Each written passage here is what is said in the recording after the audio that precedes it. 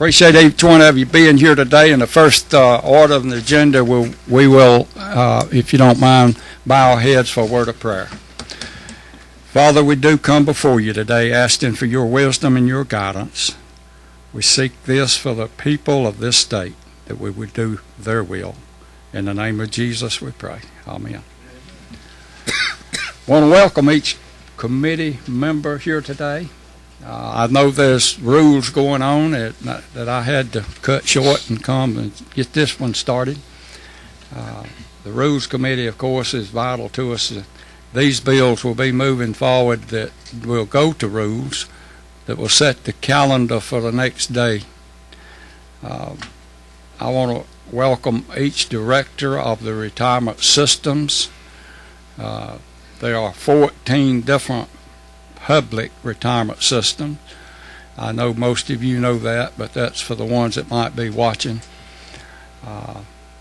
It is quite a challenge for each one of you directors to keep this in order and make sure that all the funds are available for the teachers and the state employees, firefighters, and others, so that when they do retire, they will be able to draw as long as they need it. I want to introduce my assistant, Sheila Gov. Sheila Gov is awesome. I think all of you know her. She has been in house research for many, many years and been with state government in the upper 20s. I'm not going to say exactly, but she is extremely good and knowledgeable on state government and the retirement system. And I appreciate all she does for me. I could sit here and talk a long time on that. I do have Whitney Vale as my legislative assistant this time. She's an intern. She is a student at Georgia Tech. And this is a learning experience for her, and we're going to make our best to see that not only she helps us, but we educate her a little bit, moving her education along. I want to introduce our legislative counsel, David Bundrick. He draws up our bills. He gets them the way we want them and makes them legal and constitutional, and tremendous help to us, and we could not do without legislative counsel and David Bundrick. Thank you, David.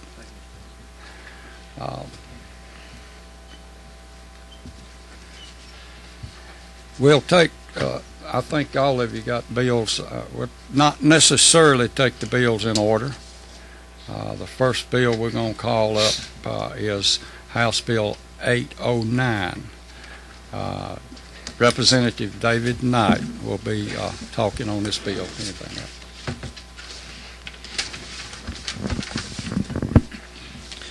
Thank you, Mr. Chairman and members of the committee. I come before you again to ask for your favorable consideration of House Bill 809. This is a bill dealing with the Superior Court Clerk's Retirement Fund, and basically this is a bill that got held up in a prior session, and we're bringing this bill back before the committee.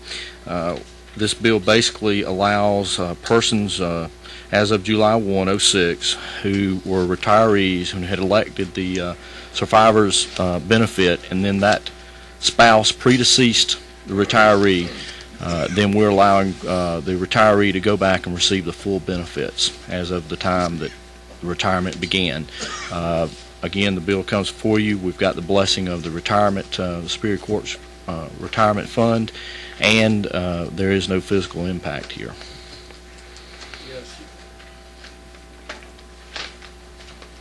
You know, we introduced all these bills we're taking up today last year, and they had much debate and all in deciding over the summer where we move them along for an actuarial study or not.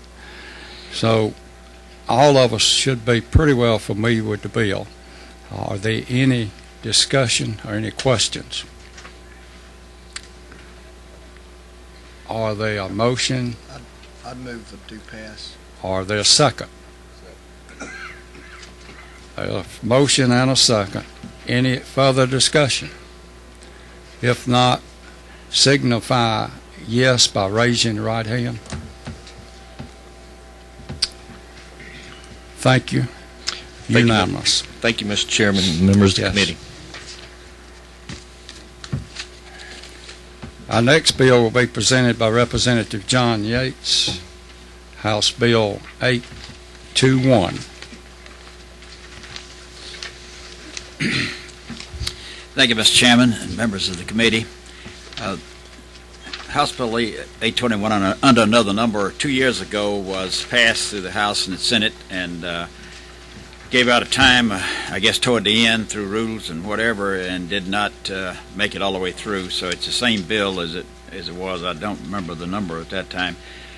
I can read just 2 or 3 lines here from the auditor's statement. It pretty well sums up what the bill does. It amends provision relating to creditable service under the Georgia Judicial Retirement System. It will allow any Superior Court judge or district attorney who is a member of the system to obtain up to 5 years creditable service, and he'll have to pay all the expense of that. This particular one was brought to my attention by a Superior Court judge in the Griffin Judicial Circuit who was assistant district attorney in Spalding County, and then he went into private practice before he became a judge. If he hadn't have done that, when he would have been lined up to go into the system. So this he has to pay this full cost of it not later than December 31st, 2006. Thank you. Are there any questions from the committee? What kind of cost are we talking about? Pardon? You'll pull that over to him. To the, There's no cost to the state. what kind of cost is that to that district attorney or that Superior Court judge? I 5 don't know years what back he'd in have it. to pay. Is whatever the actuarial cost that they would require him to pay to pick up the 5 years. I've noticed on some of the teachers' retirement paying back that gets kind of expensive. It is? Okay. Well, he did talk to me about he didn't have a reluctance about it. I guess he's prepared to pay it, whatever it is. They make enough, okay. Any other Well, questions? I will get into that. I just have a comment. I'm very familiar. I'm a former assistant district attorney, and Superior Court judge, so I'm very familiar with this problem that we do not have any unity in our retirement systems, and there are a lot of people who suffer because of this, and I'm glad to see this bill. I think it's a great thing. I appreciate you bringing it here. Thank you. Mr. Chairman, Yes, ma'am. I'm new to the committee a little bit, so when I look at the letter from the Department of Audits and Accounts, and it has on that back page the Yes, ma'am. chart, Yes, ma'am. just for my orientation, when it says the unfunded actuarial accrued liability before and after legislation, would that be the $53,811? Is that the amount the individual would pay? Yes, ma'am. Okay, and then the cost to the state would be in that final column if it said increased cost due to legislation.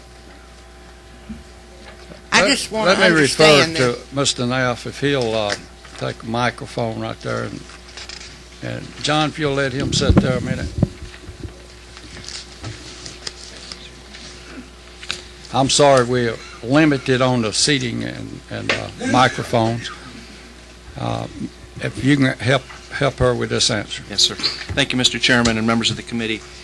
That number, 53,811, actually represents in thousands of $53.8 million. And because it's in brackets, if it weren't in brackets, it would be an unfunded liability to the system. But because it's in brackets, it means we're overfunded in the JRS system by $53.8 million. So Okay. it's not any cost related to the particular member, but rather it's a financial picture of the retirement system as of June 30, 04. Okay. So the unfunded liability is actually negative, meaning we're overfunded by $53.8 million. I think about 127% is our funded percentage. So we're actually a very well-funded retirement system. Because of the legislation, there is no change in that unfunded number, so that it has no ultimate cost to the system. Any other questions to him before we move? Thank you. Thank You're you. welcome. Representative Yates, if you want to come back. I would move a due pass. We'll get to that. Are there any other discussion? That's what I was trying to find. Get the camera, get the I microphone. see now. Get the microphone. You can walk me through this. Out there. Just cut her on there, good. We want everyone to hear I'd it. like to, at this time, pay tribute to the directors of the retirement systems and their boards on the investment of the funds so that we can have if all of you are doing like I'm doing and reading the papers about private industry and the retirement systems and how they're suffering, it gives me great pride that the state retirement systems are as well funded, and I think that's because of the prudent investments that have been made. Thank you. There's no doubt about it, and thank you, Representative Cumming. That's a great statement. They work hard, and we work hard to make sure these retirement committees stay vested good. Are there any other questions from Representative Yates? Thank you. Do I hear a motion on this bill, House Bill 821? I'll move a due pass. Are there a Mr. second? Second. Any other discussion? If not, I'll vote by signifying your right hand. Any opposed? So passed. Thank you, Mr. Chairman. Next bill we'll call is House Bill 476. Representative Musford. Thank you, Mr. Chairman. Would you like me to go down there to You're all right. All right. Ladies and gentlemen of the committee, 476 is a bill that I brought on behalf of the Superior Court Clerks Retirement Fund.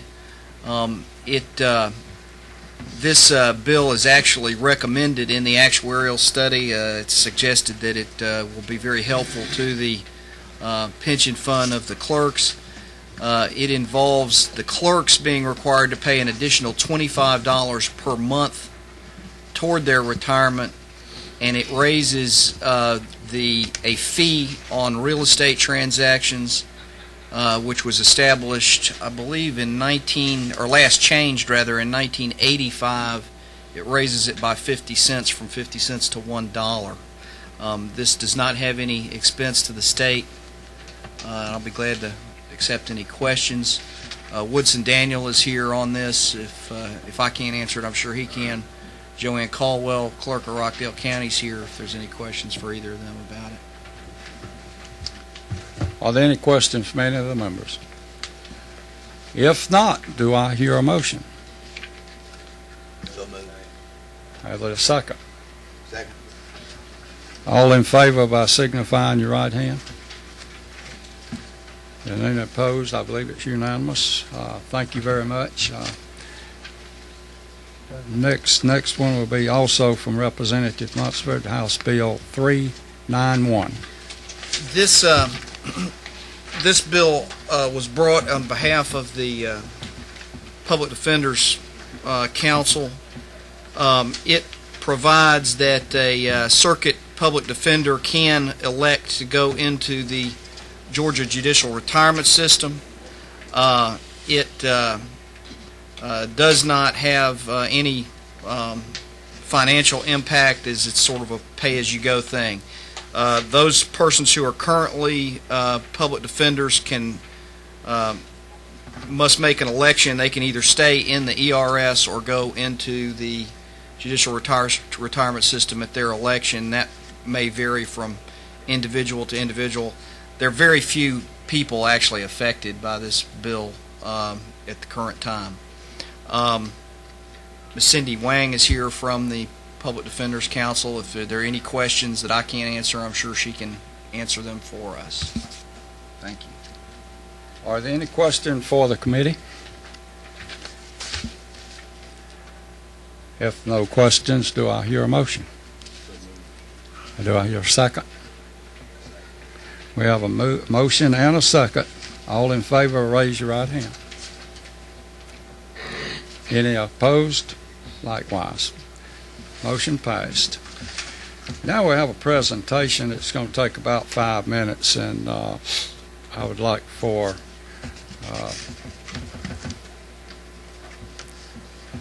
Jim Maynard to present, give a presentation in reference to firefighters. And this round we're doing this, the next 4 bills we'll be taking up will be addressing the firefighters fund. And he has a presentation he would like to make, and Representative Cumming would like the presentation before we take the bills up. Mr. Maynard. Thank you, Mr. Chairman and members of the committee. I asked the chairman to give me just a few minutes to speak to the committee about the Georgia Firefighters Pension Fund. Back in 1955, Governor Marvin Griffin signed House Bill 418, which formed the Georgia Firefighters Pension Fund. In July of that year, we opened for business and began serving the Georgia firefighters with a pension benefit of $50 a month on retirement.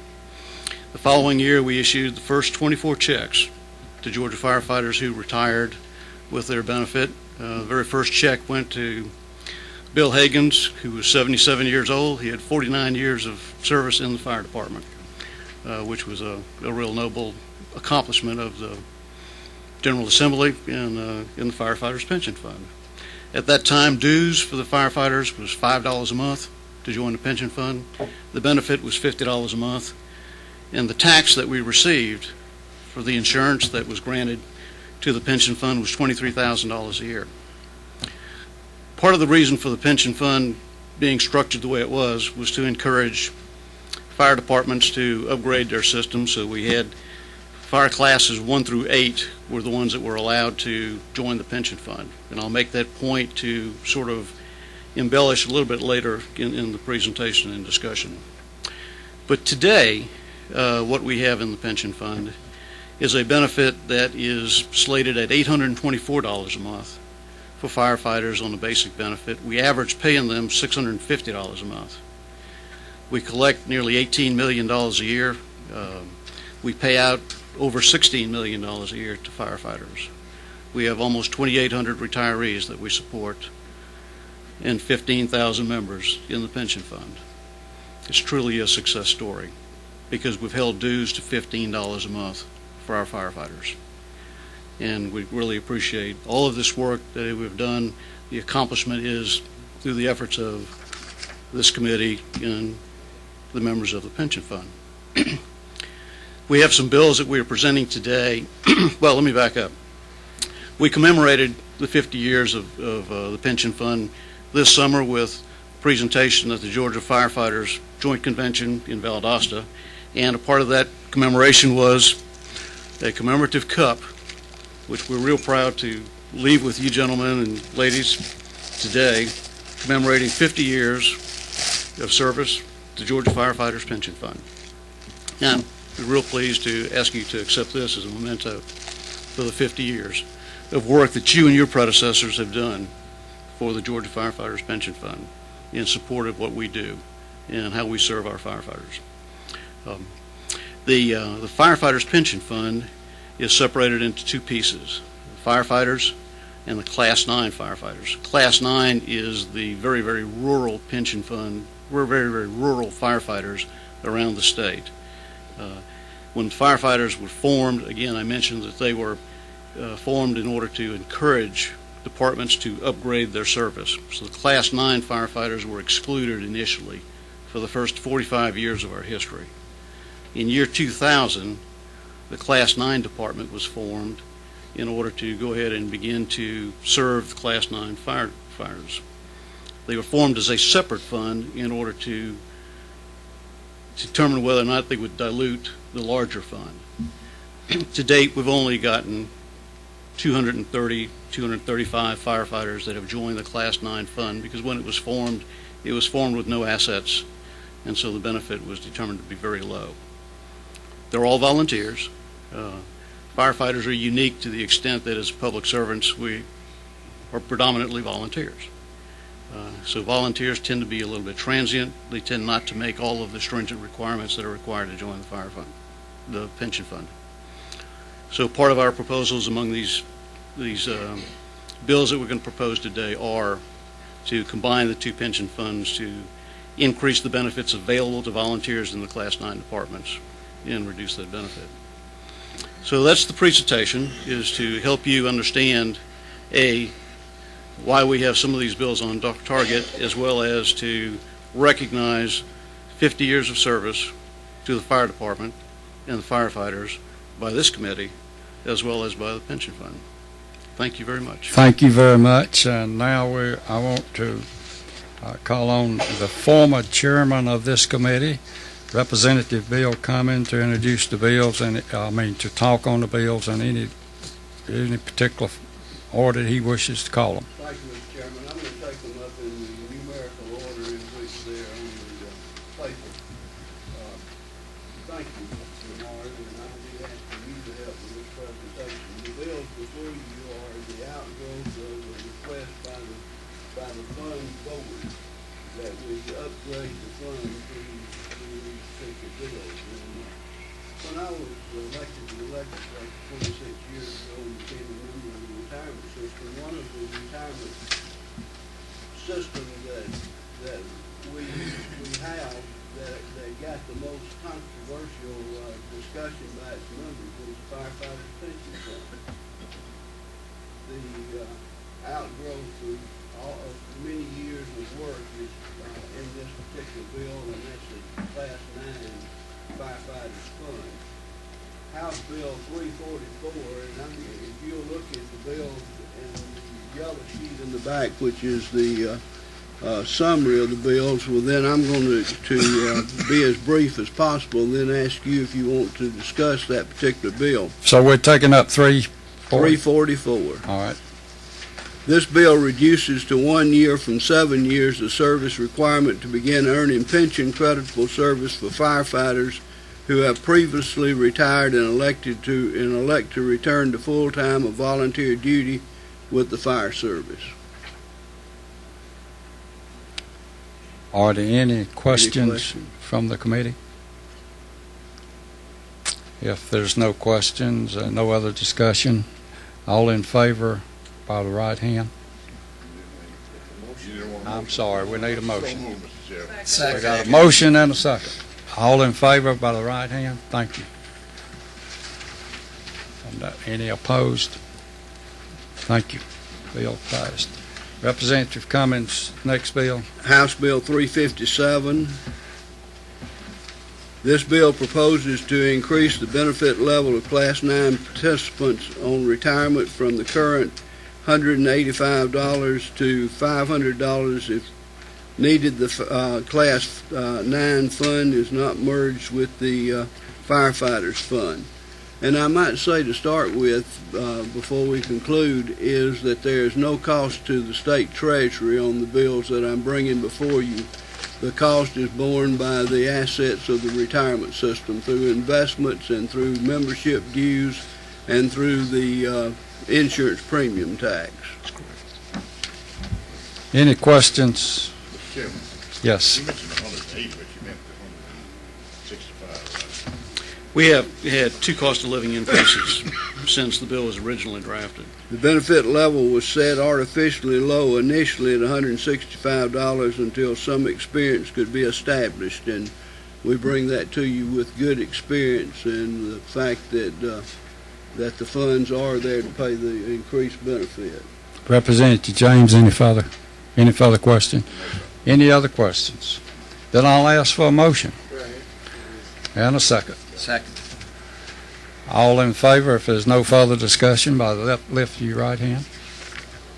All opposed, likewise. Thank you. The next bill will be House Bill 660 by substitute.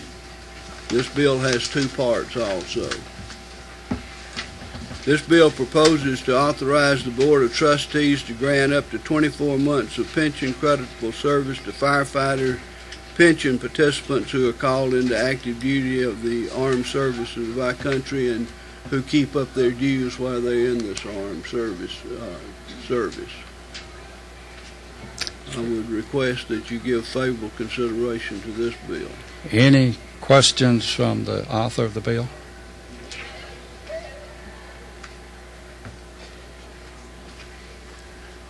They are motioned by substitute. They are. Second. All in favor, by uplift to right hand.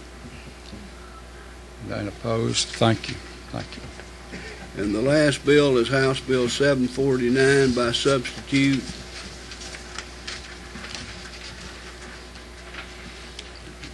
And we've been acting on some bills with the assumption that we're going to merge the Class 9 fund with the firefighters' pension fund. This bill does the merging, or gives the authority to merge the Class 9 participants in with the regular membership of the firefighters' pension fund. And as Mr. Bernard said, as of to date, and this fund's been in existence about 6 years. 6 years. About 6 years. Only 240 have joined, and we think that the best thing for a firefighter to do is belong to the pension fund, and to encourage that membership, we're proposing that they be merged with the general membership fund. Are there any questions for Mr. Cummings? All right, do I hear a motion? And a second. All in favor by the uplift of your right hand? Any opposed? Likewise, motion carried. And if any of the members of the fund are watching on television right now, we want you to tell your legislators that you're pleased that they're concerned about you. And I thank you for those 4 bills. I'd like to say right now for the audience that the reason there wasn't a lot of discussion is we've discussed these things last summer thoroughly and also had input from the public. So it's not a cut and dried issue as it seems. We've just went over these bills and are very knowledgeable and know what we want to do with them. Mr. Chairman, can I say one other thing? One short thing. The Fireman's Pension Fund has recently moved its office to my home county, Rockdale County, and I want to take this opportunity to welcome the pension fund to Rockdale County. And we're very excited to have you down there, and we know you'll be a great citizen and help to us down there. Thanks very much. I want to say that's only for 1 year because we need them up in Habersham next. Thank you, Representative. We're real pleased to be there. And thank you. Thank you very much, gentlemen, ladies. Next on the agenda is House Bill 251, and that's a bill that I'm sponsoring, and I want to get Mr. Bob Carter or Judy Green one that might explain it. If they'll come, are they here? If they'll come to the thing and explain it, they can do it a little bit better than I. Thank you, Mr. Chairman.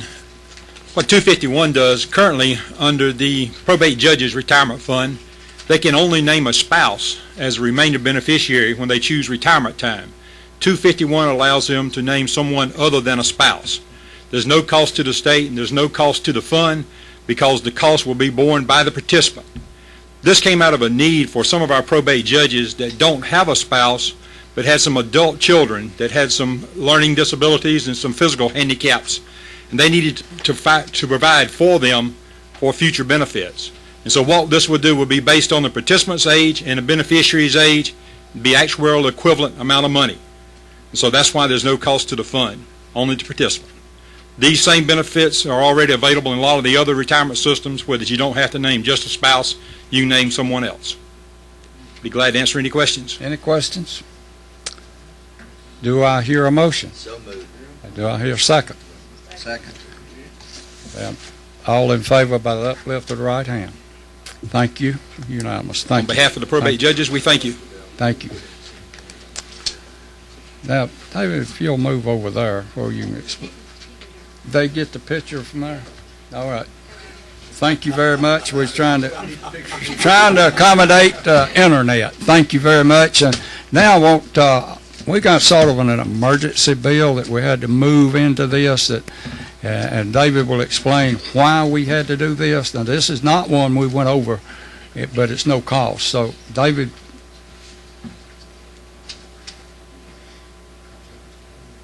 Yes, the bill is being handed out now, so you'll be able to look, and we'll take all questions and take our time, but it is something that is, well, 11 people are going to lose their retirement if we don't pass this bill because of the driver's license department being shifted And this is solely, we've got to take care of these 11 people. So, David, if you will, explain the bill to us. Thank you, Mr. Chairman. This bill was necessary because last year the General Assembly abolished the Department of Motor Vehicle Safety and created the Department of Driver Services. And a number, I think it's only 11 law enforcement officers were transferred to the new Department of Driver Services. I get them confused. In the employees' retirement system, it really doesn't matter because it's just going from one state agency to another, and so they remain members. But the Peace Officers Annuity and Benefit Fund is a secondary retirement system. It's not a full retirement system. It's a secondary retirement system, and it's for law enforcement officers. And they are more restrictive in their membership. You have to be a law enforcement officer, and you have to be employed in certain positions under the code. Well, the Department of Driver Services is not one of those positions because it's a new agency, and these people were moved over by operational law, and by being moved over, they were moved out of the Peace Officers Annuity and Benefit Fund. This is a fiscal bill, which means that it would take 2 years to pass, which for our purposes would be 3 years. It could be introduced next year and then passed the following year. So these people would have lost 3 or 4 years of their retirement that way. What Chairman decided to do was find a fiscal bill that was probably not going to move and do a substitute, and thereby kind of short circuit because of the emergency nature of this. It will require a certification from the state auditor that as to the nature of the bill, and it will require a review by the actuary, just as if it had been introduced last year. So all of the procedures will be followed, but it's just a little bit faster. This bill, because of the emergency nature, as I said, it is drafted so that it applies only to those people who were transferred over. Next year, the committee will probably want to come back and do a little cleanup. There are a couple of other provisions that need to be touched up too because of the creation of that new department.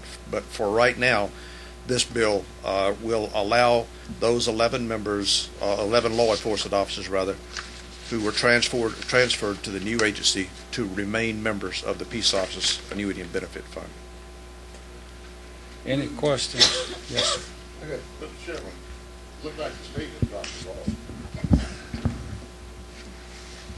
Looked like the state kind of dropped the ball when we went and merged the system, changed the systems there. What happens if this bill is, we can pass this here today, but the auditors have to approve it, right? Is what you're saying? Yeah, we're going to pass it with their approval on it. With that, but if they don't approve, is my concern right now. Where do we stand? Because these people should not be penalized. This is passed by substitute pending certification. So if they don't certify it, this is no good. That's my question. Well, I might add, Representative, that we've actually done our homework on this. We've laid the groundwork, and we have all the confidence that the actuary is going to give us the right figures. We've talked to the actuary, basically, and so we are confident that this bill is okay as it's drafted. In fact, that's why it was drafted to narrow it down only to those officers who are currently affected. The actuary has indicated that this bill will, in fact, pass muster. But if it doesn't, or if it doesn't, come back and try something else. Be too late. This is the only way we got. But it's our fault. Well, and we're trying to take care of it. Okay. Thank you. Mr. Chairman, where did these peace officers, what county did they come from? They come to the state. They are, okay, but agency where they was here in Atlanta probably area. In Rockdale County. Rockdale County. Most of them well, in Rockdale County. 11 different ones. The office was in Rockdale County. That's what Mr. Bob Carter can probably address that right easy.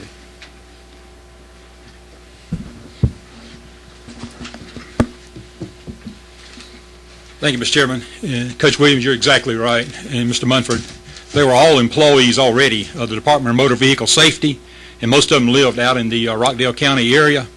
And what this new department is specifically, they investigate driver's license fraud. And so that was, and why there's no cost, these 11 people were already members of the fund. So there'd be no cost to the fund because they were already there. Because that's already been accounted for. And they may be residents out there, but they could have been hired from anywhere in the state, so we don't really know where they come from. Correct. Yes. Are there any further questions from either one of the two? If there's no other discussion, do I hear a motion? And second. All in favor by the uplifted right hand? Motion carried. No opposition. Does that take care of it? There's one further thing I think Kelly, is she still here? Want to make sure that all of us, we appreciate you. You left me so quick that this committee did not have time to say bye. You are terrific. Kelly's got a great job, and we hope she'll do well in the future. Thank you, Kelly.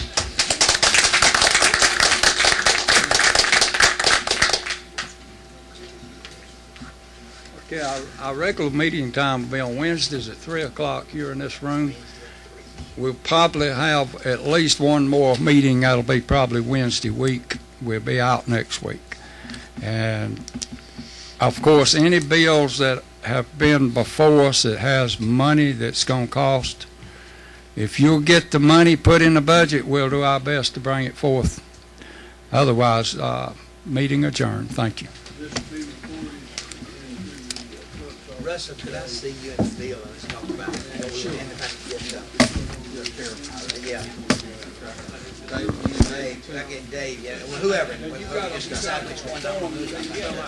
Maybe not Kelly.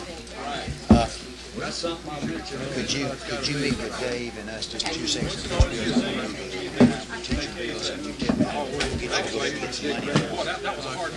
I want you to help me on one. That's the one for those secretary. It's about the secretary. We've got to help. That's what I want to do right now. I want to get $35,000. I think that's money. $4,000. Sure. Well, that's what I want to get. That's what I was $6,000. We can do that. We got to. I want you to. Would you stay around and help us with what you're talking about? I want to meet with them. What you decide. No, I want to talk to him and see what we can do.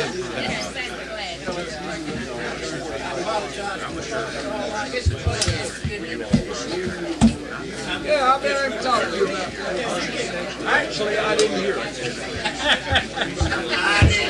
Okay, I understand now. I appreciate that. Oh,